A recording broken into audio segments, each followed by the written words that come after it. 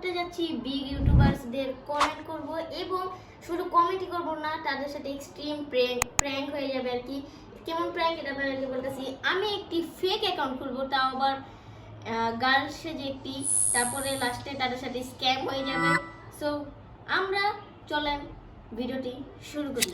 So guys, এখন আমি ইনস্টাগ্রামে এসে পড়ছি, আর এখন আমার যা করতে হবে আমার প্রোফাইল পিক আর নেমটা পাল্টাতে হবে। সো আমি প্রোফাইল পিক একটা গুগল থেকে ডাউনলোড করব র্যান্ডমলি।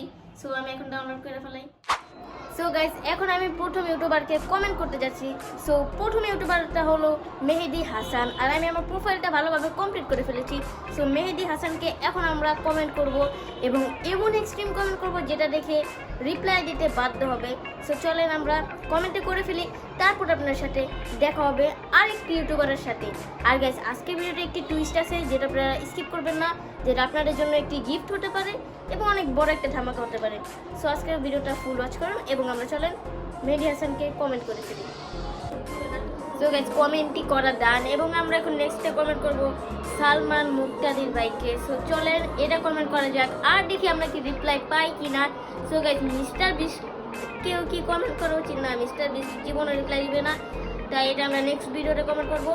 সো চলেন আমরা আরেকটি ইউটিউবারকে কমেন্ট করি, এটা তো করা দারুণ।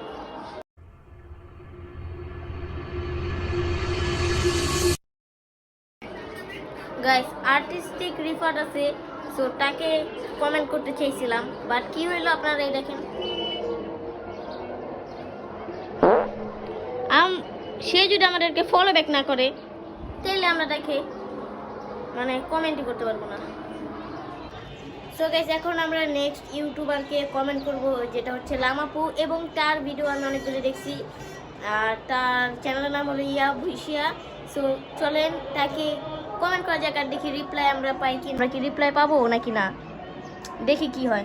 সো চলেন গাইস, দেখতেছেন কমেন্ট করে ডান, এবং এই যে আমি কমেন্টটা করে দিয়েছি, এবং আমরা নেক্সট একটি ইউটিউবারকে কমেন্ট করব, যেটা হচ্ছে রাকিব হোসেন। চলেন আমরা কমেন্টটা করি। দেখেন খেলা হইতেছে মাঠে, দেখছেন, ওকে বাদ দেন, কই ভাই খেলাই তো হইতেছে না, পুরো মাঠ খেলি। রাকিব হোসেন তো আমাকে ডাইরেক্ট রিপ্লাই দিল। সো কি বলছে সেটা দেখতে চাইলে আপনারা 50টি লাইক কমপ্লিট করে দেন।